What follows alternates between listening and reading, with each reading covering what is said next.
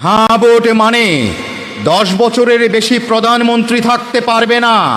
হ্যাঁ ভোট মানে কোনো দলীয় প্রভাবে প্রধানমন্ত্রী হতে পারবে না।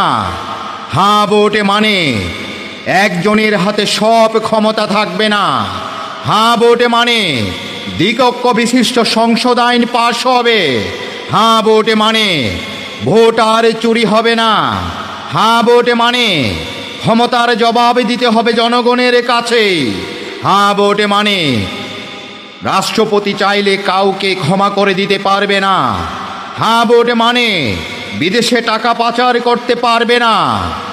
হ্যাঁ ভোট মানে রাষ্ট্র পরিচালনায় নারীর কাঠামো আরও শক্ত হবে, নারীর ক্ষমতা ও গুরুত্ব আরও বাড়বে।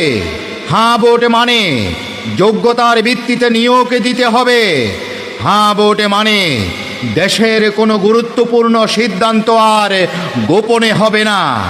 মনে রাখবেন, পরিবর্তনের চাবিকাঠি এখন আপনারই হাতে।